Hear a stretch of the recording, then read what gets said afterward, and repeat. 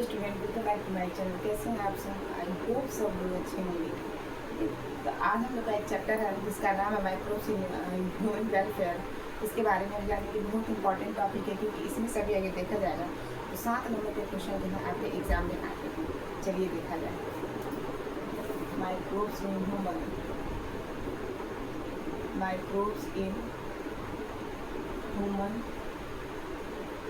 Welfare. आखिर microbes का उपयोग जो है हम ह्यूमंस के लिए कहाँ पे है? तो देखो बच्चों, माइक्रोब्स जो है ना एक बहुत इम्पॉर्टेंट जो है हमारे जीवन का एक हिस्सा है, क्योंकि सूक्ष्म जीव ऐसे जीव हैं जो हमारे बॉडी में हमारे पैथोजन के खिलाफ क्या करते हैं, वो लड़ते हैं। पैथोजन का मतलब जो बाहर से पैथोजन आते हैं, चाहे बैक्टीरिया हो गया, चाहे वायरस हो गया, चाहे फंगल इन्फेक्शन हो गया, चाहे आपका प्लेटी हेलमिंथेस हो, तो कोई भी बाहर से पैथोजन हमारे अंदर जाता है तो क्या होता है कि हमारा बॉडी जो है उसके खिलाफ रिस्पॉन्ड करता है, ठीक है। या बहुत सारे ऐसे बैक्टीरियल इन्फेक्शन जो होते हैं हमारी बॉडी में अगर देखा जाएगा तो इससे भी हमारी बॉडी क्या करती है, उसे रिस्पॉन्ड करती है। लेकिन आज इसमें अगर देखा जाए बच्चों, सूक्ष्म जीव की बात की जाए तो सूक्ष्म जीव एक ऐसे जीव है जो आपका सर्वव्यापी होता है। सूक्ष्म जीव अगर देखा जाएगा खाने पीने आपका खेलने को, मतलब जहाँ जहाँ आप रहेंगे वहाँ वहाँ आपको सूक्ष्म जीव से सामना करना पड़ेगा। यहाँ तक कि हमारे हाथ की हथेली में भी सूक्ष्म जीव है, हम जो खाना खा रहे हैं वहाँ भी सूक्ष्म जीव है, यहाँ तक कि हमारे इन्वायरमेंट में भी सूक्ष्म जीव है। यहाँ देखा जाएगा गर्म पानी के झीलों में, ठंडे पानी के झरनों में, समझ में, मृदा में, पत्थरों में, चट्टानों में, हर जगह आपको सूक्ष्म जीव पाए जाते हैं, जो इंसान के लिए क्या है बच्चों, लाभदायक भी है और आपका हानिकारक है। लाभदायक में अगर देखा जाएगा तो बहुत सारी चीज़ें ऐसे हाउस होल्ड प्रोडक्ट है जिसका उपयोग करके हम, मतलब सूक्ष्म जीवों का उपयोग करके हम घरेलू चीज़ें बना रहे हैं और वो घरेलू चीज़ों का इस्तेमाल कर रहे हैं, जो मानव जीवन के लिए क्या है, बहुत ज़्यादा लाभदायक जो है सिद्ध हुआ है।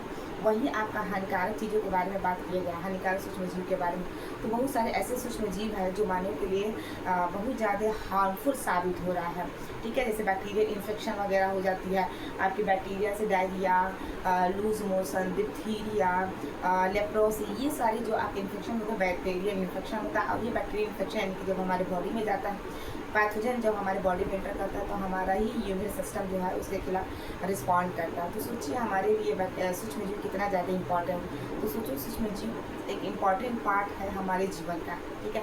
तो ये जो चैप्टर अगर देखा जाएगा बच्चों, तो आपका अगर बायोलॉजी के हिसाब से अगर देखा जाएगा तो 3 चैप्टर 6 और आपका 8वां चैप्टर ये हमारा बायोलॉजी का है, ठीक है। 8वां चैप्टर, क्योंकि पहला चैप्टर हम सेक्सुअल रिप्रोडक्शन फ्लावरिंग प्लांट पढ़ते हैं, दूसरा चैप्टर ह्यूमन रिप्रोडक्शन पढ़ते हैं, तीसरा चैप्टर जो है रिप्रोडक्टिव हेल्थ पढ़ते हैं, चौथा जो है हमारा मेंटल का है, 5वां जो है हमारा डीएनए वाला है, ठीक है। डीएनए इज हेरिडिटरी मटेरियल वो है। 6वां जो है बच्चों हमारा इवोल्यूशन है। 7वां अगर देखा जाएगा बच्चों तो ह्यूमन डिजीज़ वगैरह है, जिसमें बहुत सारे डिजीज़ के बारे में बात किए थे। उसके बाद से 8वां जो चैप्टर है यही हमारा माइक्रोब्स इन ह्यूमन वेलफेयर। आखिर सूक्ष्म जीव का मानव जीवन में क्या उपयोगिता है? तो बहुत ज़्यादा उपयोगिता, बिना सूक्ष्म जीव के हमारा काम चलने वाला नहीं है, ठीक है। तो आइए इस चैप्टर का पहले ओवरव्यू देख लेते हैं, आखिर इस चैप्टर में हमें क्या क्या पढ़ना है। उस चैप्टर के हिसाब से हम लाइन बाय लाइन टॉपिक को रखेंगे और आपके सामने डिस्कस किया जाएगा। चलिए आइए बात कीजिएगा। तो देखो बच्चों, इस चैप्टर में हमें टोटल जो है ना 6 टॉपिक दिखना है। कितने टॉपिक दिखना है बच्चों? 6 टॉपिक दिखना है, टोटल 6 टॉपिक देखना है। देखो पहला जो टॉपिक है हमारा अगर देखा जाएगा तो microbes in house hold, microbes in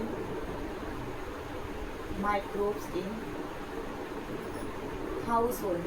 आखिर माइक्रोब्स का उपयोग यानी कि घरेलू चीज़ों में, घरेलू जो चीज़ें हैं ना, घरेलू चीज़ों में मानव सूक्ष्म जीव का कहाँ उपयोगिता है, पहला टॉपिक है। दूसरा जो है बच्चों हमारा इंडस्ट्रीज़ है,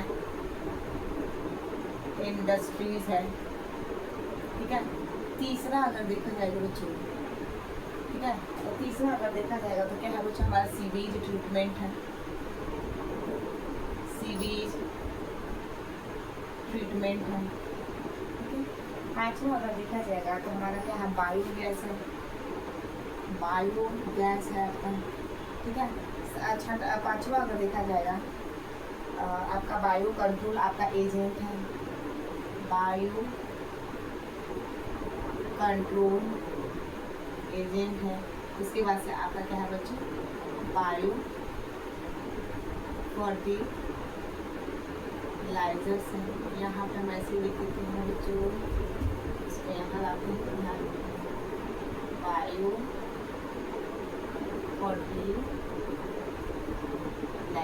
ठीक है, ये टोटल हमें ध्यान में रखिएगा। ये हमारा जो चैप्टर है, ठीक है ना, चैप्टर कौन सी बात कर रहे हैं बच्चों, 8वां चैप्टर की हम लोग बात कर रहे हैं। ठीक है, इस 8वें चैप्टर में हमें पहला टॉपिक ये, दूसरा जो है हमारा ये, तीसरा हमारा सीवेज ट्रीटमेंट, और चौथा क्या है बच्चों हमारा बायोगैस है, पांचवा हमारा बायो कंट्रोल एजेंट है, और छठवां क्या है बच्चों हमारा बायो फर्टिलाइज़र है। ठीक है, टोटल हमें 6 टॉपिक जो है इस चैप्टर में हमें देखना है। ठीक है, तो चलिए पहला टॉपिक हम उठाते हैं। पहला टॉपिक क्या है हमारा बच्चों, पहला टॉपिक है माइक्रोब्स इन हाउस होल्ड। आखिर इन माइक्रोब्स का उपयोग हम अपने हाउस होल्ड यानी कि देखा जाएगा घरेलू उत्पादों में आके इसका इस्तेमाल जो है बच्चों कहाँ कहाँ किया जाता है।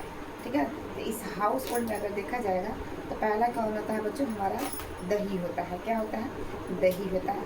इस दही में अगर देखा जाएगा तो माइक्रोब्स की बहुत बड़ी भूमिका है, क्योंकि उसके अंदर अगर देखा जाएगा तो लैक्टोबैसिलस आपकी बैक्टीरिया होती है। उस लैक्टोबैसिलस बैक्टीरिया की वजह से हमारा दूध जो है बच्चों दही में कन्वर्ट होता है। चलिए पहला हम लोग टॉपिक देखेंगे क्या है बच्चों, माइक्रोब्स इन हाउस होल्ड। चलिए इसे मिला देते हैं। 6 टॉपिक है, ये 6 टॉपिक को हम लोग लाइन बाय लाइन जो है बच्चों पढ़ा जाएगा। ठीक है, 6 टॉपिक को हम लोग लाइन बाय लाइन पढ़ेंगे। चलिए पहला क्या है बच्चों हमारा जो है अगर देखा जाएगा microbes in house hold, microbes in house hold. ठीक है, घरेलू उत्पाद में सूक्ष्म जीव की भूमिका, घरेलू उत्पाद में सूक्ष्म जीव की भूमिका। ठीक है, घरेलू उत्पाद में सूक्ष्म जीव की भूमिका। तो देखो बच्चों इसमें पहला नंबर हमारा क्या आएगा, पहला जो है बच्चों हमारा दही आएगा। क्या आएगा, दही। इसे हम क्या कहते हैं, कर्ड कहते हैं। क्या कहते हैं बच्चों, कर्ड कहा जाता है। यहाँ तक अगर देखा जाएगा ये हमारा कर्ड हो गया, हमारा कर्ड हो गया बच्चों। यहाँ तक अगर देखा जाएगा हमारा डोसा हो गया। ठीक है, हमारा क्या हो गया बच्चों, इडली हो गया। ठीक है, यहाँ तक कि हमारा क्या होता है बच्चों, ब्रेड्स होता है। ये सारी की सारी चीज़ें हमारी किससे बनाई जाती हैं, सारी की सारी चीज़ें माइक्रोब्स से बनाई जाती हैं। माइक्रोब्स का मतलब क्या है बच्चों, सूक्ष्म जीव से ही बनाई जाती है। किससे बनाई जाती है, सूक्ष्म जीव। दही आपका बिना सूक्ष्म जीव से नहीं बन सकता, आपका इडली बिना सूक्ष्म जीव से नहीं बन सकता, डोसा आपका सूक्ष्म जीव से नहीं बन सकता, यहाँ तक कि आपका ब्रेड भी जो है सूक्ष्म जीव से नहीं बन सकता। तो सोचिए जो घरेलू चीज़ें खाते हैं उसमें आपका माइक्रोब्स का कितना बड़ा इम्पोर्टेंट रोल है। बिना माइक्रोब्स के हम ये सारी चीज़ें नहीं खा सकते। तो चलिए जाना जाए आखिर दही जो है हम कैसे बनाते हैं। तो नंबर 1 जो है यहाँ पर बच्चों हम चलेंगे दही, इस पर चलेंगे कर्ड पे चला जाएगा, इससे हम दही क्या करते हैं। देखो बच्चों दही में अगर देखा जाएगा तो आपके यहाँ पे लैक्टिक एसिड बैक्टीरिया होती है, लैक्टिक एसिड बैक्टीरिया होती है। कौन सी बैक्टीरिया होती है बच्चों, लैक्टिक एसिड बैक्टीरिया। और इस लैक्टिक एसिड बैक्टीरिया में एक बैक्टीरिया है जिसका नाम है लैक्टोबैसिलस। क्या नाम है, लैक्टोबैसिलस। ठीक है ना, लैक्टिक एसिड बैक्टीरिया में बैक्टीरिया एक बैक्टीरिया ऐसी है लैक्टिक एसिड में लैक्टोबैसिलस, जो दूध को किस में बदल देती है बच्चों, दही में कन्वर्ट कर देती है। तो यहाँ पे क्या है बच्चों, हम मिल्क लेंगे। क्या लेंगे, मिल्क लेंगे। अब मिल्क को हम किस में कन्वर्ट करना है बच्चों, हमें कर्ड में कन्वर्ट करना है। तो यहाँ पे क्या करेंगे बच्चों, हम इनोकुलम डालेंगे, कुलम डालेंगे, जिसे कहा जाता है बच्चों जोरन, जोरन कहते हैं, या हम कैसे कह सकते हैं, जामन भी कहते हैं, जोरन कहते हैं या जामन कहते हैं। तो दूध में हमें दही में बैक्टीरिया, दूध से हमें क्या बनाना बच्चों, दही बनाना। दूध से दही बनाने के लिए यहाँ पे क्या है बच्चों, जब हम जोरन डालेंगे यानी कि क्या डालेंगे, आपका जामन डाला जाता है, जिसमें क्या है लैक्टिक एसिड बैक्टीरिया। ये लैक्टिक एसिड बैक्टीरिया क्या करते हैं कि हमारे दूध को दही में कन्वर्ट कर दी। एक इम्पॉर्टेंट टॉपिक जो है आप याद रखिए।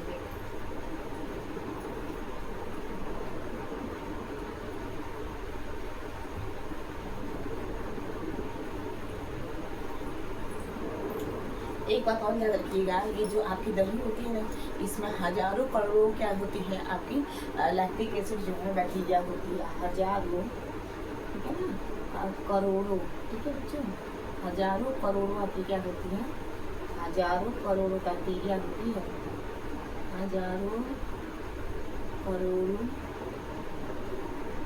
बैक्टीरिया पाई जाती है, ठीक है ना। एक दो बैक्टीरिया नहीं पाई जाती, आपके हज़ारों करोड़ों बैक्टीरिया पाई जाती है। तो सोचो, जो लोग दूध को नहीं पचाते हैं तो उनके लिए दूध से बढ़िया क्या है हमारे पास, दही है। क्या है बच्चों, दूध से बढ़िया चीज़ क्या है हमारे पास, दही है। क्योंकि दूध अगर नहीं किसी को पच रहा है तो दही क्या कर सकता है हमारा, उसको उस बंदे का डाइजेशन जो अच्छा करने के लिए हम उसे दही दे सकते हैं, ताकि दही जो है आपका अच्छे तरीके से पच जाए, ठीक है। तो अगर कोई दूध नहीं पचा पा रहा है तो हम उसे क्या दे दो बच्चों, दही दे दो, क्योंकि दही क्या होगा, जल्दी से आपका डाइजेस्ट हो जाएगी। एक बात हमेशा याद रखें, तो दूध से दही बनाने के लिए क्या डालेंगे, लैक्टिक एसिड बैक्टीरिया डालेंगे, जोरन डालेंगे या जामन डालेंगे। इस लैक्टिक एसिड बैक्टीरिया देखिए, इसकी जो संख्या होती है वो हज़ारों करोड़ बैक्टीरिया जो पाई जाती है, जो किसको बदल देती है बच्चों, दूध को दही में बदल देती है। यहाँ तक कि अगर देखा जाएगा, ये जो बैक्टीरिया होती है वो बैक्टीरिया दही के अंदर विटामिन B12 शामिल करती है, विटामिन B12, विटामिन B12 जो है उसके अंदर डालने का मतलब वो उसके अंदर उसको बनाती है, ठीक है। विटामिन B12 जो है इस बैक्टीरिया के अंदर जो है पाई जाती है, जिसकी वजह से वो दूध से जो दही हमारे बन रहा है तो उसके अंदर क्या होता है, उसको शामिल हो जाता है। तो ये भी क्वेश्चन पाया जाता है कि विटामिन B12 कहाँ पाया जाता है, तो विटामिन B12 जो है आपके दही के अंदर पाया जाता है, जो इसमें लैक्टिक एसिड बैक्टीरिया का एक अहम रोल है, क्योंकि इसी बैक्टीरिया की ही वजह से दही में B12 विटामिन जो है आपका पाया जाता है। एक क्वेश्चन पूछ सकता है, पहला क्वेश्चन क्या पूछ सकता है कि दूध से दही बनना कौन सी बैक्टीरिया, तो लैक्टिक एसिड बैक्टीरिया, और विटामिन कौन सी पाई जाएगी, विटामिन जो है B12 पाई जाती है। कितनी संख्या में बैक्टीरिया पाया जा रहा है, तो हज़ारों करोड़ों संख्या में आपके बैक्टीरिया पाई जाती है। और एक और इसमें क्वेश्चन पूछता है बच्चों, अगर स्टमक में कहीं क्या नाम है हार्मफुल बैक्टीरिया ना आ जाए, यहाँ पर स्टमक में हार्मफुल बैक्टीरिया ना आ जाए, यहाँ पे हम लिख देते हैं विटामिन B12, ठीक है। स्टमक में हार्मफुल बैक्टीरिया ना आ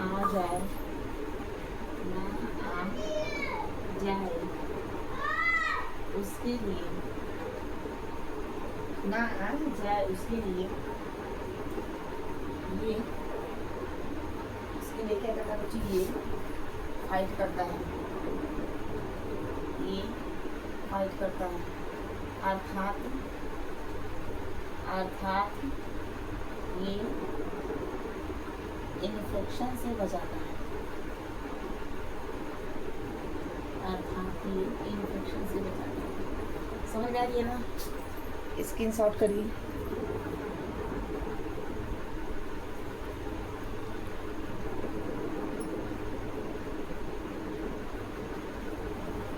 ठीक है ना, अर्थात ये किससे बचाएगा बच्चों, आपका ये इन्फेक्शन से बचाता है, ध्यान में रखिए।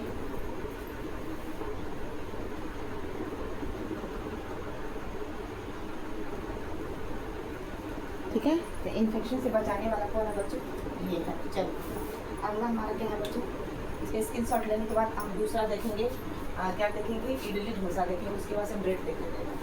चलो अगला जो है हम देखते हैं,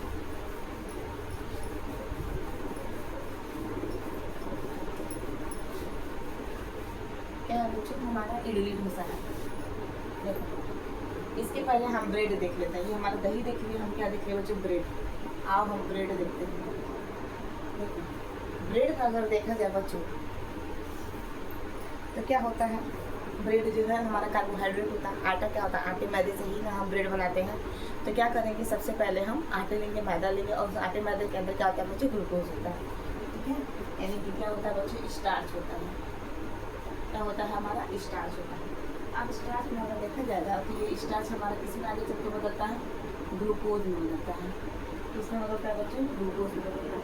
और ग्लूकोज का क्या होगा बच्चों, पायरिक एसिड बनेगा, पायरिक एसिड बनेगा, इसे पायरिक अम्ल कहा जाता है, ठीक है। यानी कि क्या होगा बच्चों, यहाँ पे O यहाँ पे इसका क्या होगा, ग्लाइकोलाइसिस होगा, ग्लाइकोलाइसिस होगा। जब ग्लाइकोलाइसिस होगा तो ये किसमें बनेगा, पायरुविक एसिड में, पायरुविक एसिड में बदलेगा, ठीक है, पायरुविक एसिड में बदलेगा। जब पायरुविक एसिड में बदल जाएगा इसका क्या होगा बच्चों, फर्मेंटेशन होगा, फर्मेंटेशन होगा, क्या होगा, फर्मेंटेशन होगा। अगर फर्मेंटेशन होगा तो क्या बनेगा, C2H5OH प्लस आपका क्या होगा, CO2 यानी कि कार्बन डाइऑक्साइड आपका बाहर निकलेगा, ठीक है। और ये भी जितने सारी चीज़ें हैं ये आपका एनारोबिक रिस्पायरेशन होता है।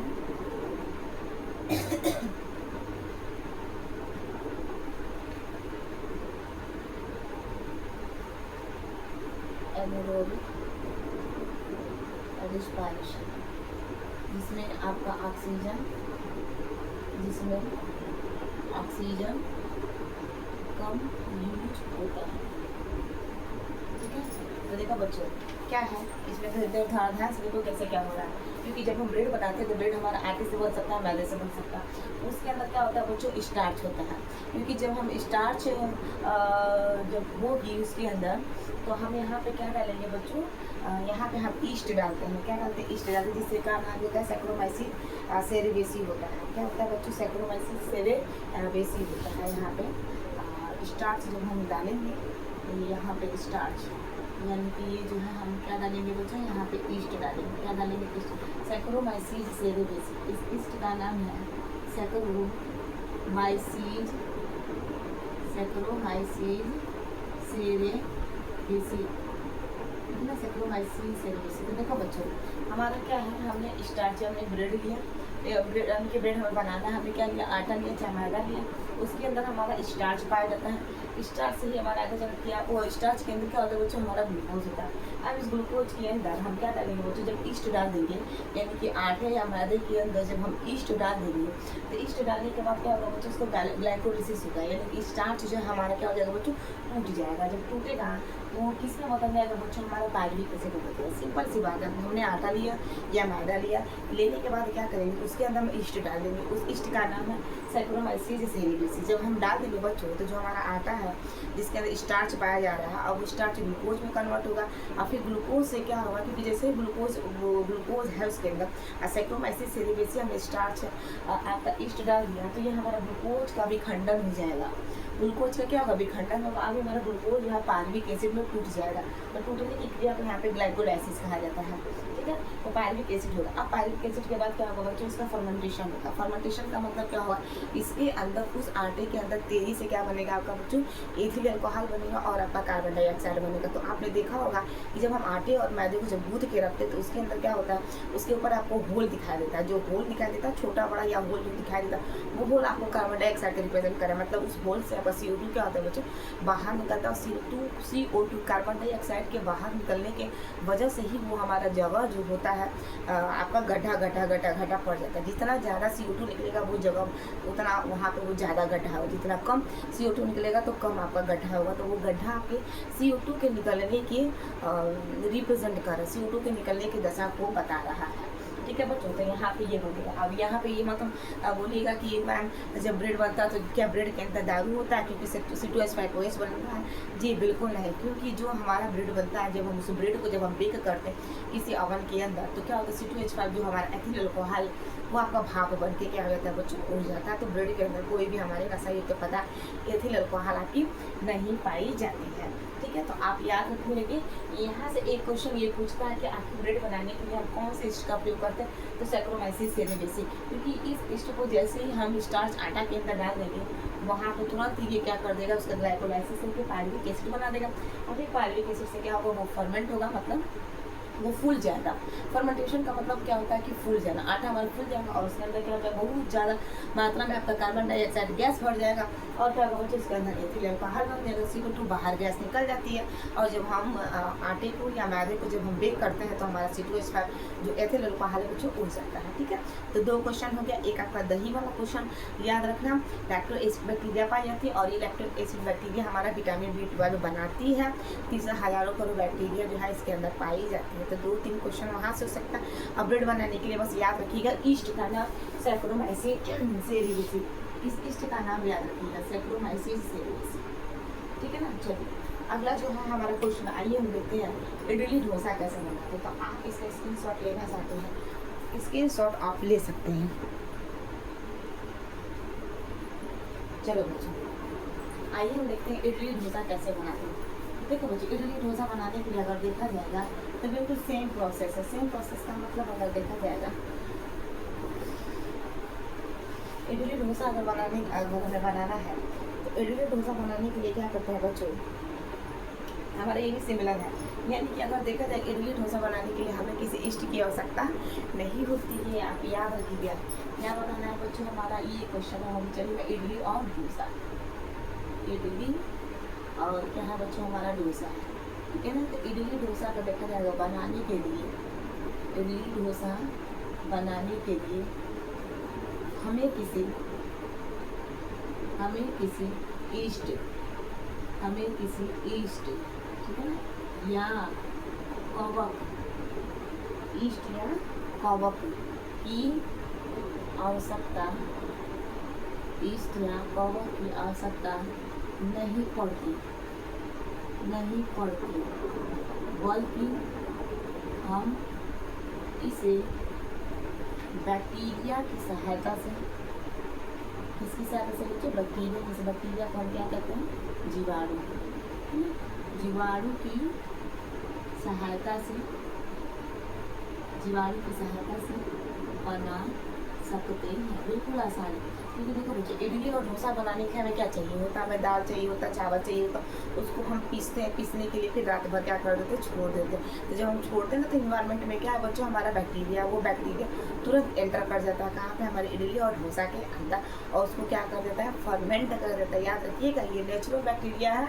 ये नेचुरल बैक्टीरिया तुरंत हमारे जो मिक्सर हमने बना के रखा है दाल और चावल का, उसको पीस का, उसके अंदर वो एंटर कर जाएगा। और जब ऐसे ही वो एंटर करेगा, जो हमारा बैटर है चावल और हमारा दाल का, उसे क्या कर देगा, फर्मेंट कर देगा, यानी कि उसे फुला देगा। जब फुला देगा तो भरपूर मात्रा में क्या होती है बच्चों, उसके अंदर गैस बन जाती है, CO2। तो हम देखते हैं ना कि जब हम इडली डोसा का जब बैटर बना कर रखते हैं, रात भर के लिए छोड़ते हैं, तो क्या होता है, उसके ऊपर गोल गोल गड्ढे दिखाई देते हैं। वो गोल गड्ढा रिप्रेजेंट करता है कि इसके अंदर फर्मेंटेशन हुआ है, ज़्यादा से ज़्यादा मात्रा में क्या बना है बच्चों, CO2 गैस बना, और ये CO2 गैस क्या हुई है, बाहर निकली, जिसकी वजह से गोल गड्ढा निकल, बहुत ज़्यादा मतलब आवाज़ आती है, सन आवाज़ का मतलब क्या है, वो गैस होती है, वो बजाता है। क्योंकि फर्मेंटेशन का मतलब होता है फर्मेंट करना, हिरवित करना, सड़ाना।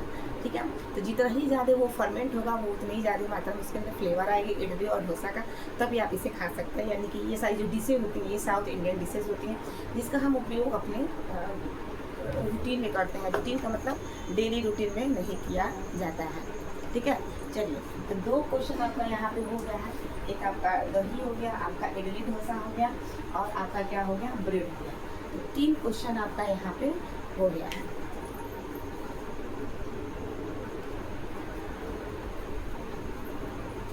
ठीक है बच्चों, तो ये आपका हो गया। एक क्वेश्चन बच्चों इसमें दिया है एनसीईआरटी में, टॉडी क्या है, टॉडी को ही हम अपने आम भाषा में ताड़ी कहते हैं।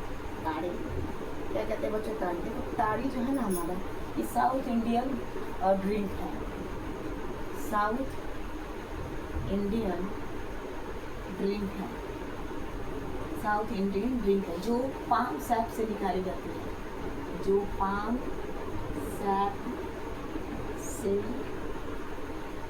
निकाली जाती है।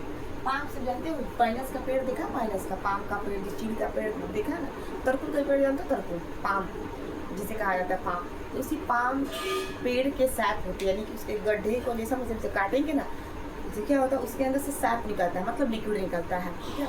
उस लिक्विड को उपयोग जो है हम ड्रिंक में यूज करते हैं। तो जो साउथ इंडियन जो लोग होते हैं ना, वो पाम के पेड़ को ऐसे, पाम का जो वृक्ष होता है, डंठल जो होते हैं, उसको काटते हैं, और उसमें से जो लिक्विड निकलता है, उस लिक्विड को निकाल कर ड्रिंक के रूप में इसका इस्तेमाल किया जाता है।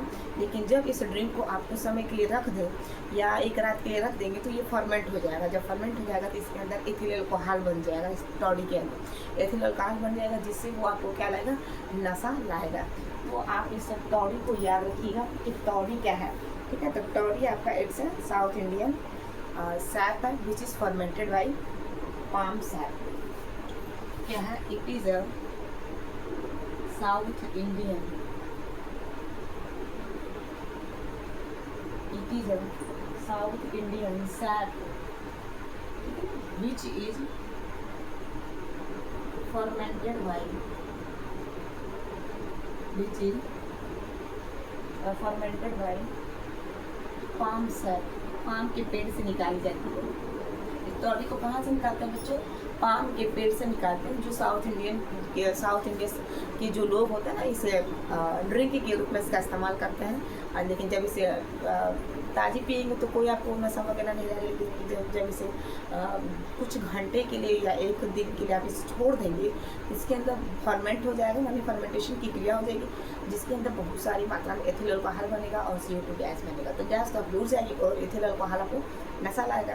इसी तौड़ी को ही हम क्या कहते हैं बच्चों? टॉडी के नाम से जानते हैं। ठीक है, तो ये हमारा क्वेश्चन है। अगला क्वेश्चन क्या है बच्चों? तो याद रखिएगा, घरेलू उत्पादन किस किस चीज़ का उपयोग कर रहे हैं? दही का कर रहा है, इडली का कर रहा है, डोसा का कर रहा है। तो दही के लिए लैक्टोएसिड बैक्टीरिया है और इडली डोसा के लिए नेचुरल बैक्टीरिया। ब्रेड बनाने के लिए हमें ईस्ट चाहिए, सैक्रोमाइसिस सेरेबेसी चाहिए।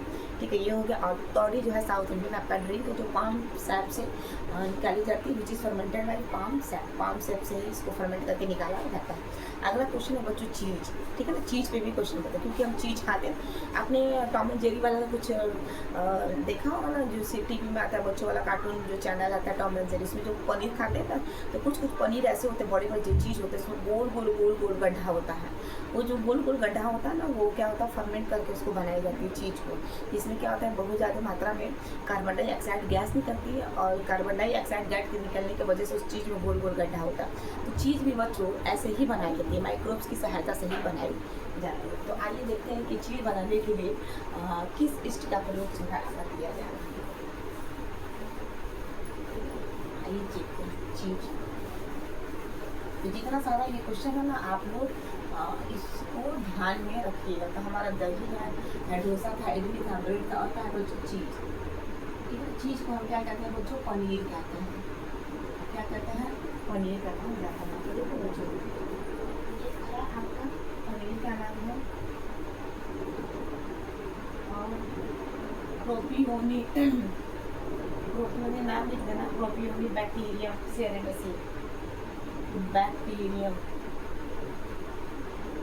और propioni bacterium सेरेमेनीज, SHARMENIES।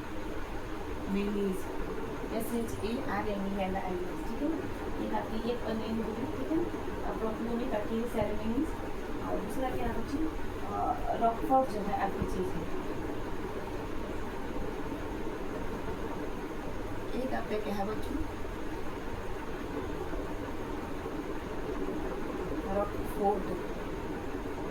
Rocky fort आपका क्या है? चीज़ है। दो चीज़ आपका नाम इसका याद रखेंगे, पहला और ये आपका क्या है बच्चों? दूसरा। पहला है और ये आपका क्या है बच्चों? दूसरा है। एक है आपका प्रोपियोनी बैक्टीरियम सेरेमेनीज। ठीक है ना, ये आपका किससे निकाला जाता है बच्चों? ये आपका स्विस चीज़ है। बड़े बड़े चीज़ जो होते हैं ना, स्विस चीज़ के नाम से जाना जाता है। एक मिनट, आपका NCERT में वो चीज़ आपको दिखाते हैं। वो चीज़ आपको दिखाई दे रहे हैं।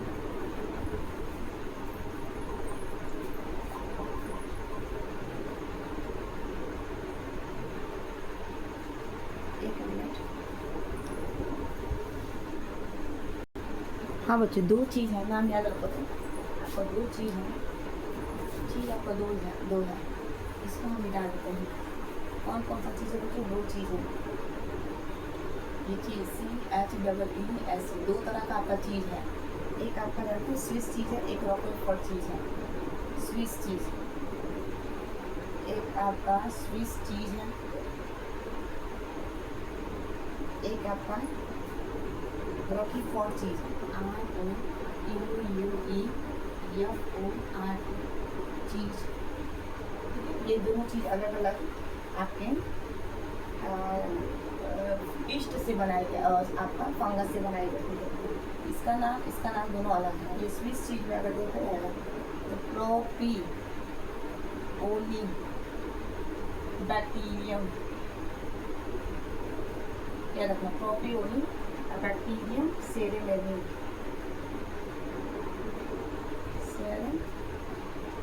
मैनी, ठीक है। और ये वाली जो बैक्टीरिया है ये आपकी पेनिसिलियम रोटी फटाई, सीलिया रोटी रोटी, ठीक है। अभी आपको क्या करते हैं बच्चों, लार्ज अमाउंट में आपका CO2 जो है निकालते हैं, जिसकी वजह से ये गड्ढा होता है और गिव्स द चीज इन पर्टिकुलर फ्लेवर। और ये जो है हमारा क्या करता है बच्चों, ये फ्लेवर देता है, क्या देता है बच्चों, फ्लेवर देता है। फ्लेवर जो है हमारा क्या करता है, तो दो चीज़ है, दोनों का नाम याद रखना। चीज़ जो है ना हमारा, ये जो हमारा चीज़ है, दो चीज़ है, ये दोनों के दोनों चीज़ क्या होती है बच्चों ना, ठीक है। चीज़ आपका ये कार्बन जो आपका CO2 जो है उसके निकलने की वजह से होता है, ठीक है ना। ये बैक्टीरिया की वजह से ही क्या होता है, ज़्यादा मात्रा में CO2 के निकलने की वजह से होता है, जिसमें बड़े बड़े क्या होते हैं आपके होल बन जाते हैं। NCERT में आपको ये लाइन दी गई है कि दो चीज़ है, एक आपका स्विच चीज़ है, एक आपका रॉकी फोर्ड चीज़ है, दो चीज़ याद रखिएगा। ये जो स्विच चीज़ है ये बैक्टीरिया की वजह से बनाई गई थी, जिस बैक्टीरिया का नाम है प्रोपियोली बैक्टीरिया सेलमनी, याद रखिएगा। ये पूछ सकता है चीज़ जो है ये स्विच चीज़ किससे बनाई गई थी, जिसमें क्या होता है लार्ज ऑफ अमाउंट, यानी कि सबसे ज़्यादा अमाउंट में, हाई अमाउंट में आपका CO2 यहाँ पे निकलता है। और ये रॉकी फोर्ड चीज़ जो है आपका पेनिसिलियम और रॉकी फटाई से बनती है। ये क्या करता है बच्चों, ये भी आपका पेनिसिलियम, ये आपका कवक है बच्चों, ये क्या है आपका पेनिसिलियम या बैक्टीरिया, ये कवक से बनाई जाती है, कवक, ठीक है, पेनिसिलियम। और ये हमारा क्या बच्चों, बैक्टीरिया, BACTERIA। इसमें आप नाम जो है आप इसको याद रखेंगे। और इसमें क्या होती है बच्चों, जो रॉकी फटाई जो चीज़ होती है ना, उसमें क्या होता है वो फंगस लग जाता है। जो फंगस होती है, फंगस के चारों तरफ क्या होता है बच्चों, शैवाल लग जाता है, एल्गी लग जाता है, जिसकी वजह से हमारा जो पनीर होता है ख़राब हो जाता है, ठीक है। तो याद रखिएगा चीज़ में फंगस लग जाने की वजह से क्या होती है, जो कवक है पेनिसिलियम, यानी कि पेनिसिलियम रॉकी फटाई, ये रॉकी फटाई जो चीज़ है इसके अंदर ये कवक लग जाने की वजह से क्या होती है बच्चों, ये खराब होती है। तो दो तरह के आपकी चीज़ है, ठीक है। तो ये रहा बच्चों हमारा माइक्रोब्स इन ह्यूमन वेलफेयर, यानी कि दही कैसे बनाएंगे, डोसा कैसे बनाते हैं, इडली कैसे बनाते हैं, ब्रेड कैसे बनाते हैं और आपका चीज़ कैसे बनाते हैं। तो ये माइक्रोब्स का यूज़ जो है हमारे हाउस होल्ड में, आप इसको एक बार जरूर वीडियो देखिएगा, क्योंकि यहाँ से आपका 3 से 4 क्वेश्चन आपको बता दिए हैं, ठीक है। 3 से 4 क्वेश्चन का मतलब एक आपका दही से क्वेश्चन आ सकता है, दूसरा आपका इडली डोसा से आ सकता है, तीसरा आपका क्वेश्चन जो है बच्चों आपका ब्रेड से पूछ सकता है ऑप्शनल में कि आपके ब्रेड के अंदर कौन सी ईस्ट का उपयोग होता है, तो सैक्रोमाइसिस, सेरेमेसिन। और आपका चीज़ है कि कितने प्रकार की चीज़ है, तो दो तरह की चीज़ है, एक स्विच चीज़ है आपका, एक रॉकी फटाई चीज़ है, एक बैक्टीरिया बेस होती है और दूसरा जो फंगस लग जाने की वजह से क्या होता है, क्योंकि जहाँ बैक्टीरिया होती है वहाँ पे आपका फंगस नहीं होता है, जहाँ फंगल होता है वहाँ पे आपकी बैक्टीरिया नहीं होती है। ये आपका हमारा क्या बच्चों, दो ये चीज़ हमारी बन गई, चीज़ बन गया, हमारा इडली बन गया, डोसा बन गया, हमारा दही बन गया और हमारा ब्रेड बन गया। तो यहाँ से ब्रेड से भी क्वेश्चन दे सकता है, चीज़ से भी दे सकता है, दही से भी दे सकता है, इडली डोसा भी दे सकता है। तो 3 से 4 नंबर का क्वेश्चन आपका यहाँ तैयार हो गया। ये हमारा पहला टॉपिक खत्म हो गया, यानी कि microbes in human welfare 6 topic में से आपका एक टॉपिक खत्म हो गया। अब हमें दूसरा टॉपिक देखना है। क्या टॉपिक देखना है, इंडस्ट्री। इंडस्ट्री में हम सूक्ष्म जीवों का कहाँ उपयोग करते हैं, तो हम दारू बनाते हैं, दूसरा हम एंटीबायोटिक्स बनाते हैं और तीसरा क्या है बच्चों, हमारा केमिकल बायो एक्टिव एजेंट जो है, एसिड है, एंजाइम है, ये सारी जो चीज़ें हैं ये हम इंडस्ट्री में बनाते हैं। तो ये नेक्स्ट वीडियो हमारा वही होगा, आखिर इंडस्ट्री में हम माइक्रोब्स का उपयोग कहाँ से करते हैं, ठीक है। आज के इसमें इतना ही। वीडियो अच्छी लगी है तो प्लीज़ लाइक से सब्सक्राइब करिए और ज़्यादा से ज़्यादा वीडियो को शेयर करिए और इस वीडियो को पूरा प्रॉपर देखिएगा, क्योंकि हमने 4 नंबर का क्वेश्चन आपको बता दिया। तब तक के लिए इसमें इतना ही। नेक्स्ट वीडियो नेक्स्ट एक्सप्लेन, तब तक के लिए बाय।